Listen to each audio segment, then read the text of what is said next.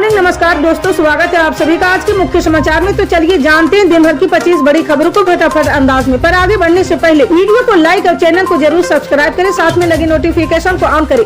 चलिए video start करते हैं। बिहार लोक सेवा आयोग की 17वीं संयुक्त प्रारंभिक परीक्षा को लेकर विवाद दिनों दिन बढ़ता जा रहा है। कांग्रेस महासचिव प्रियंका गांधी वाड्रा ने बिहार लोक सेवा आयोग की परीक्षा रद्द करने की मांग कर रहे प्रदर्शनकारियों पर बल प्रयोग किए जाने को लेकर बीजेपी पर हमला बोला है। उन्होंने आरोप लगाया है कि बीजेपी का डबल इंजन युवाओं पर डबल अत्याचार का प्रतीक बन गया। बीपीएससी की 13 दिसंबर को ही परीक्षा को रद्द करने की मांग को लेकर पटना में विरोध कर रहे प्रदर्शनकारियों को तितर बितर करने के लिए पुलिस ने रविवार को पानी की बौछार की और हल्का बल भी इस्तेमाल किया। इसके साथ ही जन स्वराज पार्टी के संस्थापक प्रशांत किशोर और उनकी पार्टी के अध्यक्ष समेत 600 से 700 अज्ञात लोगों के खिलाफ मामला दर्ज किया गया है। जी हां, प्रियंका गांधी ने एक्स पर पोस्ट किया कि बिहार में 3 दिन के अंदर दूसरी बार छात्रों पर अत्याचार किया गया। परीक्षाओं में भ्रष्टाचार, धांधली, पेपर लीक रोकना सरकार का काम है, लेकिन भ्रष्टाचार रोकने की जगह छात्रों को आवाज उठाने से रोका जा रहा। उन्होंने कहा कि इस कड़ाके की ठंड में युवाओं पर पानी की बौछार और लाठी चार्ज करना अमानवीय है। प्रियंका गांधी ने आरोप लगाया कि भाजपा का डबल इंजन युवाओं पर डबल अत्याचार का प्रतीक बन गया है। आम आदमी पार्टी के नेता संजय सिंह की पत्नी की वोटर आईडी पर बीजेपी नेता मनोज तिवारी ने सवाल खड़े किए हैं। जी हां, दावा किया गया है कि संजय सिंह की वाइफ 2024 लोकसभा चुनाव में दिल्ली में मतदान किया था। मनोज तिवारी का कहना है कि अगर शपथ पत्र के मुताबिक अनीता सिंह यूपी की सुल्तानपुर में रजिस्टर्ड मतदाता है तो उनका दिल्ली में वोट देना अवैध और गैर कानूनी है। जी हां, बीजेपी की तरफ से इसे गंभीर मामला करार देते हुए चुनाव आयोग से तुरंत कार्रवाई की मांग की गई। वहीं संजय सिंह की तरफ से बीजेपी नेताओं पर झूठ बोलने का आरोप लगाते हुए उन्हें कोर्ट में घसीटने की धमकी दी गई है।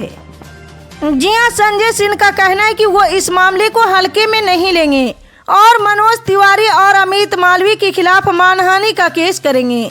संजय सिंह ने आगे कहा है कि भारतीय जनता पार्टी का जन्म झूठ बोलने के लिए हुआ है। बिहार विधानसभा में नेता प्रतिपक्ष तेजस्वी यादव ने बिहार की राजनीति को लेकर बड़ा बयान दिया है।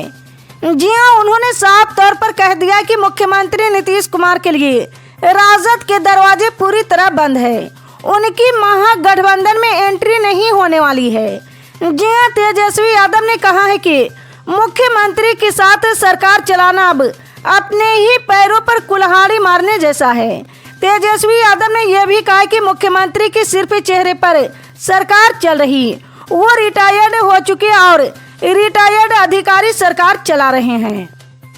जी हां, तेजस्वी यादव के इस बयान के बड़े सियासी मायने हैं, क्योंकि हाल के दिनों में यह काफी चर्चा होती रही है कि तेजस्वी यादव और नीतीश कुमार के बीच साथ आने की सहमति अंदर ही अंदर बन गई। इस पर सियासत तब और तेज हो गई जब आरजेडी की प्रवक्ता शक्ति सिंह यादव ने कहा कि समाजवादी सोच के लोग कभी भी एक हो सकते हैं। इसके बाद विधायक भाई वीरेंद्र ने भी ऐसा ही बयान दिया और उन्होंने ये भी कहा कि अगर नीतीश कुमार महागठबंधन में आते हैं तो उनका स्वागत किया जाएगा। दिल्ली चुनाव की तारीख चुनाव आयोग ने अभी घोषणा नहीं की है, मगर दिल्ली की पूर्व सीएम पहले से सरकार की जीत के बाद सरकार की तिजोरी खोलने का ऐलान करते जा रहे हैं। जी हां, अभी हाल में दिल्ली की महिलाओं को जीतने के बाद हर महीने 2100 रुपये देने की घोषणा की थी। हालांकि दिल्ली की एलजी वीके सक्सेना ने रविवार को इस पर जांच के आदेश दिए हैं। जी हां, जांच के आदेश के अभी 48 घंटे बीते नहीं है कि केजरीवाल ने दिल्ली के लिए एक रेवड़ी का ऐलान किया। उन्होंने संघ शासित राज्य दिल्ली की पुजारियों और गिरंथियों को 18,000 रुपये महीना देने का ऐलान किया है।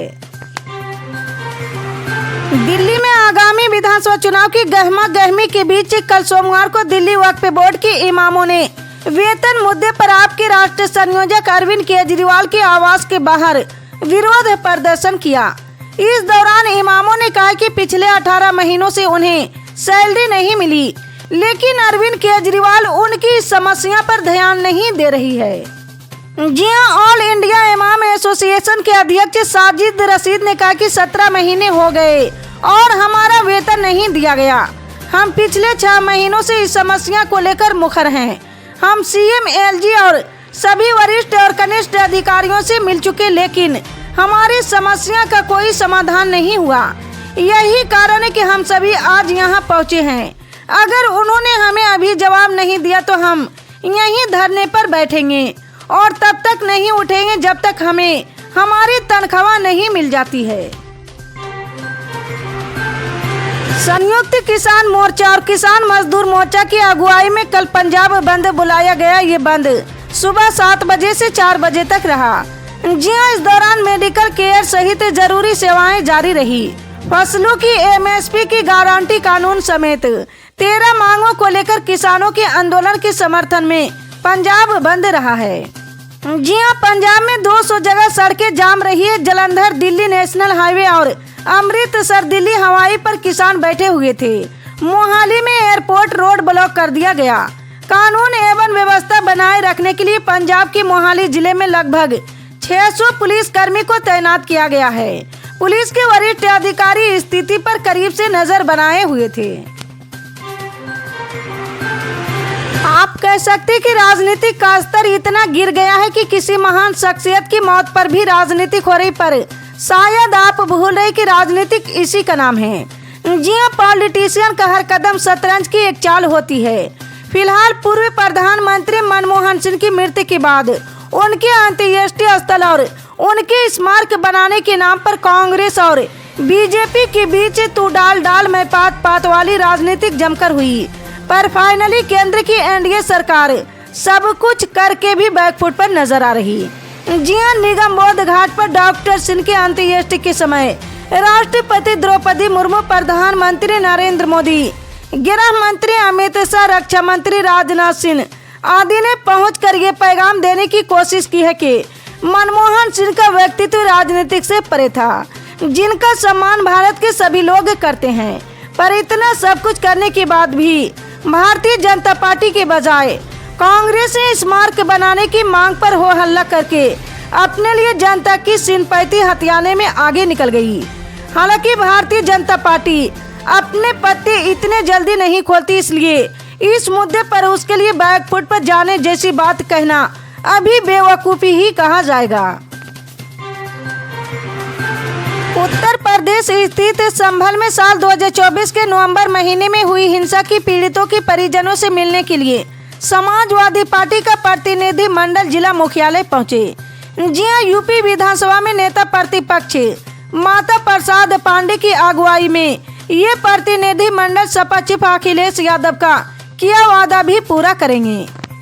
जी हां, संभल में हिंसा के बाद कन्नौज सांसद और यूपी की पूर्व सीएम अखिलेश यादव ने वादा किया था कि पीड़ितों को सपा आर्थिक सहयोग करेगी।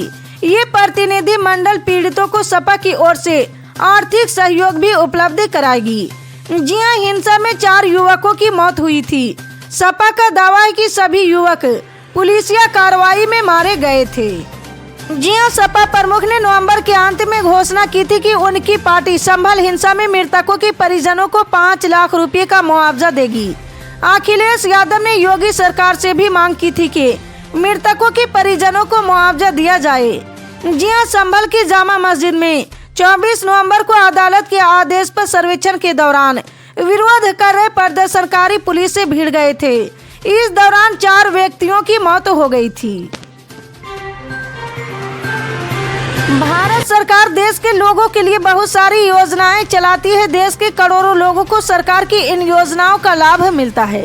जी हां, भारत सरकार नेशनल फूड सिक्योरिटी एक्ट के तहत लोगों को मुफ्त राशन और कम कीमत पर राशन की सुविधाओं का लाभ मिलता है।